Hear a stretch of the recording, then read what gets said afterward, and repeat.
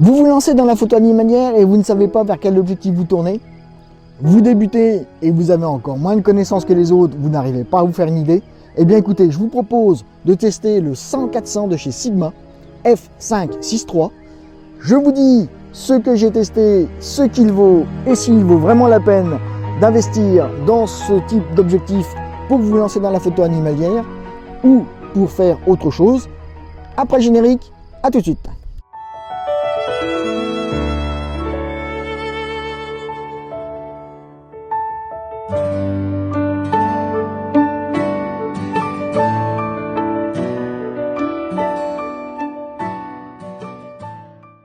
Nous allons donc tester aujourd'hui le 100-400 de chez Sigma f5.6.3.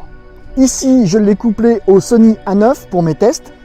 Vous allez voir un petit peu plus tard les tests que j'ai réalisés. Nous allons détailler tout ça dans cette vidéo. Ici, nous avons donc un objectif qui mesure 29 cm à 100, 47 cm à 400 mm. Donc l'ouverture minimale est de f5 pour une ouverture maximale de f22 à 100 mm. Et pour 400 mm, l'ouverture minimale sera de f6.3 avec une ouverture maximale de 29. C'est une longueur focale qui est assez importante et assez confortable pour la photo animalière. On est à 100, 400. Le diamètre du filtre frontal est de 67 mm pour l'acquisition de filtres UV par exemple afin de protéger la lentille frontale. Nous avons 3 boutons de fonction, l'autofocus, la longueur de la mise au point et la stabilisation, avec un bouton AFL ici, mais qui est paramétrable chez les boîtiers Sony, notamment pour l'attribution d'une fonction bien particulière. Alors, je vais parler de l'attribution des fonctions chez Sony, principalement, puisque là, j'ai l'objectif dédié pour les Sony. Mais sachez que j'ai aussi la version pour réflexe en 100-400, toujours chez Sigma, et donc les similitudes au niveau optique sont les mêmes. Donc cette vidéo va très bien s'orienter pour les canonistes que pour les détenteurs d'hybrides et notamment d'hybrides Sony. En ce qui concerne la map manuelle minimum de mise au point à 100 mm est de 1,12 m et à 400 mm elle est de 1,60 m. Autrement dit, entre le moment où vous allez faire votre mise au point, si la distance de mise au point est inférieure à 400 mm à 1,60 m entre votre capteur et votre sujet, vous ne pourrez pas faire la mise au point. Et à 100 mm, si elle est inférieure à 1,12 m, vous ne pourrez pas faire la mise au point non plus. Le gros avantage de cette optique, c'est qu'elle s'adresse aussi bien à des capteurs full frame qu'à des capteurs APS-C. Et l'avantage pour les APS-C, c'est que le 100-400 va se transformer en 150-600 environ, selon les marques. Mais sachez que c'est quand même appréciable. Ça vous donne un objectif 600 mm pour moins de 1000 €. Et oui, parce que ce qu'il ne faut pas oublier, c'est que le 100-400 coûte moins de 1000 €. Le gros bémol de ce 100-400, et là je suis resté un petit peu sur ma faim, j'étais un petit peu amer. Vous allez me dire c'est pas grand chose, ou soit, mais comme vous pouvez le voir, le 100-400 est dépourvu de collier de trépied. Il est en option. Alors certes, on est à moins de 1000 €, mais je pense qu'un collier de trépied, ça aurait été quand même judicieux. Surtout qu'un collier de trépied, vous allez me dire, à 100 mm, c'est pas vraiment utile. Si, ça commence, parce que je peux vous garantir que pour faire les tests hier, notamment pour tout ce qui est distorsion, vignettage, etc., le fait de mettre mon support de trépied sur le boîtier et non pas sur l'objectif, ça tire quand même pas mal, comme vous pouvez le voir, sur l'avant. Et à 400 mm, c'est pire, ça tire franchement bien. Donc si vous n'avez pas de trépied digne de ce nom avec une tête de trépied vraiment forte, sachez qu'il est en option. Personnellement, je vais me renseigner du prix de l'option parce que bon, encore une fois, un 100-400 sans collier de trépied, certes, je vais m'en servir beaucoup pour faire de la vidéo dans mes tutos, mais déjà rien que pour le porter, vous voyez, c'est quand même beaucoup plus pratique d'avoir un collier de trépied plutôt que de le tenir comme ça à pleine main. On ne sait pas trop comment le prendre et c'est vite désagréable. Ensuite, l'avantage, c'est que vous avez un bouton lock ici qui verrouille la position 100 mm. Ce qui évite, vous voyez, quand on penche l'appareil photo sur l'avant, ce qui évite que le corps de l'objectif s'ouvre. Parce que vous voyez, il suffit simplement de tirer ou de pousser pour pouvoir avoir accès aux autres focales au-delà de 100. Un petit verrouillage à 100, c'est quand même pas mal. Peut-être que le verrouillage aurait été judicieux sur les positions 300-400 pour être sûr, lorsqu'on est sur le terrain, de ne pas avoir de manipulation intempestive de focale. Donc j'attire votre attention sur le fait que c'est une optique, on va dire, potentiellement d'entrée de gamme, de bonne facture quand même, hein, on va le voir dans les conclusions. Pour moins de 1000 €, je tiens à le préciser, nous sommes sur une optique de moins de 1000 €, alors que les concurrents sont plus à des optiques de l'ordre de 2000 à 2500 € pour des focales similaires. Donc là, quand même, Sigma a frappé fort. Une optique 100-400 à moins de 1000 €, c'est quand même pas mal. Et vous verrez que pour faire de la photo animalière, et notamment débuter en photo animalière, c'est une optique qui va être judicieuse. En ce qui concerne la finition, on est sur du contemporary, donc corps de magnésium renforcé. Petit bémol par rapport à une édition plus sport qui elle serait en magnésium. Mais bon, là, c'est déjà pas mal. Hein, je vous rappelle qu'on est à moins de 1000 €. Ceci dit, contemporary, mais l'objectif est quand même tropicalisé. Hein, c'est-à-dire qu'il est résistant à la poussière et au ruissellement.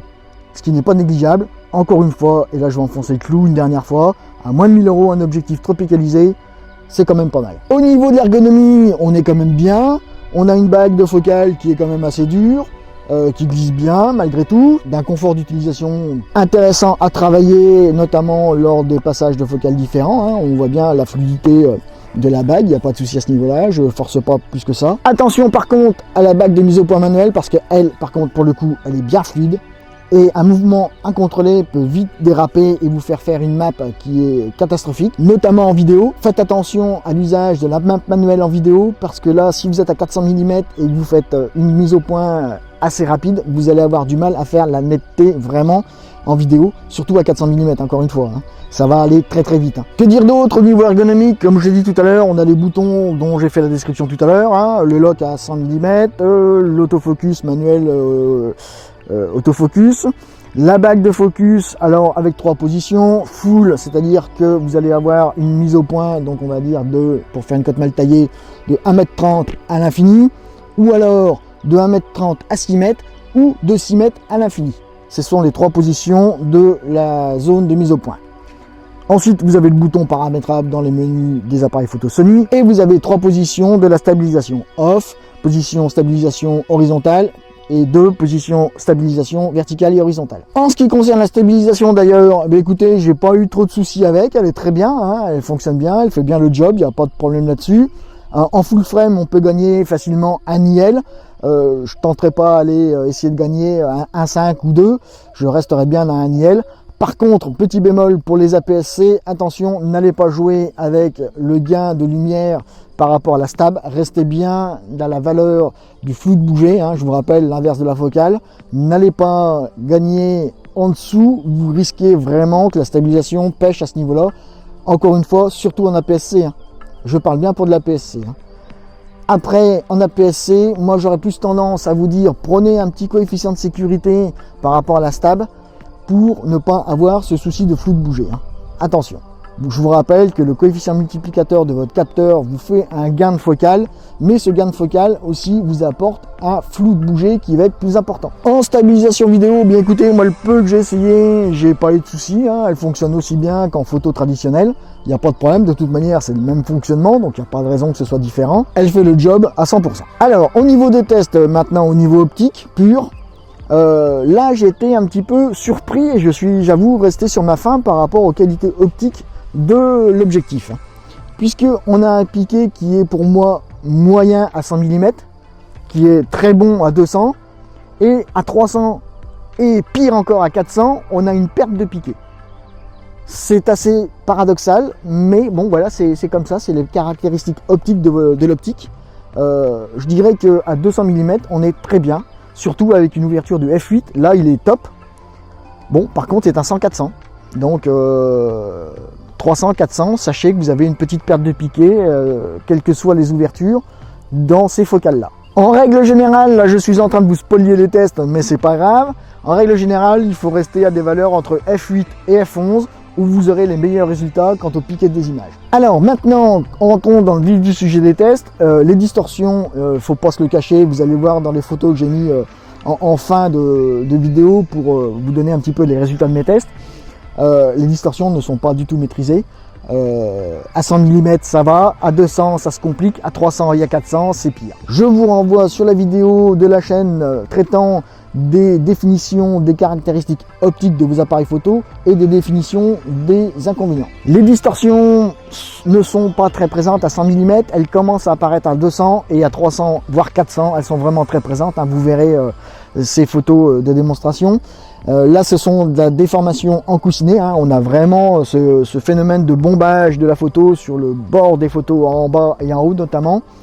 Bizarrement on ne le sent pas trop sur les côtés. Néanmoins elles sont gérables en post-traitement, j'ai pas eu de soucis lors de mes essais avec Lightroom, hein. Il récupère bien les distorsions, il n'y a pas de souci, donc là vous pouvez être tranquille, il n'y aura pas de déformation d'image en post-traitement à cause de ces distorsions. En ce qui concerne les aberrations chromatiques, moi j'ai rien noté de flagrant, je pense donc que l'optique gère très bien les aberrations chromatiques, hein. En ce qui concerne le vignettage, eh bien il est présent à toutes les focales. Il est beaucoup mieux à 200 mm et à f8 où là il est quasiment plus présent, on ne le sent plus. Par contre à 100, 300, 400 il est bien présent et notamment à des ouvertures très basses. Donc comme je l'ai dit tout à l'heure, c'est une optique à utiliser de préférence pour éviter le phénomène de vignettage entre f8 et f11.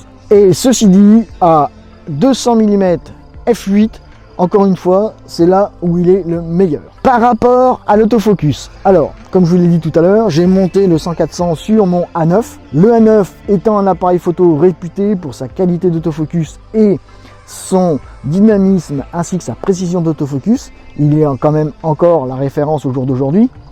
Là, l'autofocus, j'ai pas eu trop de soucis avec. Si ce n'est qu'à 400 mm par moment, on ne sait pas pourquoi, il a du mal à faire la mise au point, il a du mal à accrocher le sujet. Mais en règle générale, ça s'est pas trop mal passé, j'ai pas eu trop de soucis de mise au point sur l'autofocus. En vidéo, il a fait très bien le job, il a bien accroché les sujets, il est fluide, il est homogène, il n'y a pas de problème à ce niveau-là. Je vous dis, hormis quelques positions en photo où là, sans comprendre réellement pourquoi, il accroche pas ou il perd le sujet. En conclusion, que peut-on dire de cet objectif? Eh bien écoutez, les points positifs, ce sont notamment quand même la tropicalisation. Je trouve que pour un objectif de cette gamme, d'avoir la tropicalisation, c'est quand même un plus, notamment dans la photo naturaliste, où on est quand même confronté à des temps qui sont plus ou moins cléments, donc le fait de l'avoir tropicalisé est un plus. La stabilisation fonctionne bien, elle fait bien le job, hein, comme j'ai dit, il n'y a pas de souci à ce niveau-là. L'autofocus, lui, répond assez bien aux commandes de l'appareil photo. Il accroche bien, on sait que bon, par moment on a quelques petits bémols, mais dans l'ensemble on va dire qu'à 80% du temps il est au top et il accroche et verrouille le sujet correctement. Le petit bouton AEL, notamment chez Sony, programmable dans le menu, c'est quand même un plus. Nous pouvons attribuer à ce bouton une autre fonction qui est quand même une aisance et une ergonomie supplémentaire par rapport à l'utilisation. Le clou, c'est qu'il est très bon à 200 mm f8. Dans les points négatifs à présent, que peut-on dire? Eh bien, on peut dire que les distorsions, les vignettages, là, c'est le gros bémol au niveau optique. Mais heureusement, Lightroom nous récupère très bien ces phénomènes, donc là, je dirais qu'il y a moindre mal. Attention quand même aux 300 mm et aux 400 mm, là il est quand même vraiment moins bon au niveau optique, hein. On va le voir dans les photos de démonstration. En ce qui concerne le bokeh, là je reste un petit peu sur ma faim, surtout étant photographe macrotiste, on va dire à 70%. Pour les photos de proxy, puisqu'évidemment c'est pas un objectif macro, donc on va rester dans la proxy, je trouve que le bokeh manque un tout petit peu de fluidité, de smoothie, enfin voilà. Mais bon, ça c'est mon exigence personnelle par rapport aux photos que je produis. Ça n'empêche en rien que le bokeh, l'appareil photo est quand même agréable, hein. Il est présent, sachez-le, notamment à faible ouverture. À f8 il est encore là et on commence à le perdre à f11, bien évidemment. Vous allez me dire, de toute manière, plus on va fermer le diaphragme, moins le bokeh sera présent. Certes, c'est quand même la définition du bokeh par rapport à la focale. Mais ceci dit, je vous dis, le bokeh est plus ou moins agréable en fonction des desiderata de tout un chacun. En conclusion, et là ce sera le point final de ce test du 100-400 Sigma, je dirais que c'est un très bon objectif, notamment pour les personnes désireuses d'investir dans un objectif pour la photo naturaliste. Il fait le job, il a un bon comportement sur le terrain, l'autofocus répond bien comme on a vu, la stabilisation répond bien comme on a vu, c'est quand même les deux points importants pour nous photographes naturalistes de nature sur le terrain. Et là, il fait le job à 100%. Par contre, j'attire l'attention des utilisateurs d'APS-C parce que là, encore une fois, donc on va fermer le diaphragme à F8, F11 pour avoir un meilleur piqué par rapport au 100-400. Et donc là, j'attire l'attention des utilisateurs d'APS-C parce que on va avoir une montée des ISO due à la fermeture du diaphragme. C'est indubitable. Donc attention au bruit présent dans votre photo. C'est un point négatif. Mais là, c'est pas l'objectif, c'est la combinaison entre l'objectif et l'appareil photo qui va faire une montée de bruit dans votre image. Ce 100-400, en fait, moi je le conseille vivement pour tous les débutants en photo naturaliste. Il saura répondre à vos exigences et répondre à toutes les situations dans lesquelles vous pourrez faire des photos. Ou alors, je le recommande aussi, notamment dans la pratique que je vais en avoir, parce que moi je vais m'en servir surtout pour mes vidéos en appoint avec mon 200-600 avec lequel je vais faire mes photos sur mon A9. Les vidéos seront tournées au 100-400 sur la 7S3. Donc là, à ce niveau-là, je pense que il va compléter le 200-600 allègrement et sortir son épingle du jeu.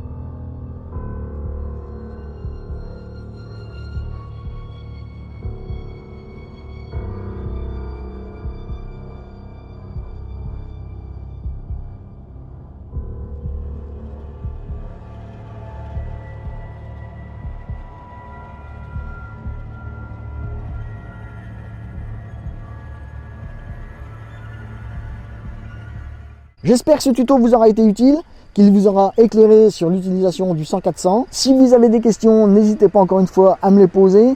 J'y répondrai du mieux que je peux, comme d'habitude. Je suis là pour ça. J'ai pas la science infuse. Mes connaissances sont limitées à mon niveau. Mais si je peux vous aider, et si je peux vous aider notamment à vous éclairer dans le choix de vos objectifs et de vos appareils photo, n'hésitez pas, posez-moi toutes les questions que vous jugerez utiles. Je vous dis à bientôt. Faites-vous plaisir, faites des photos.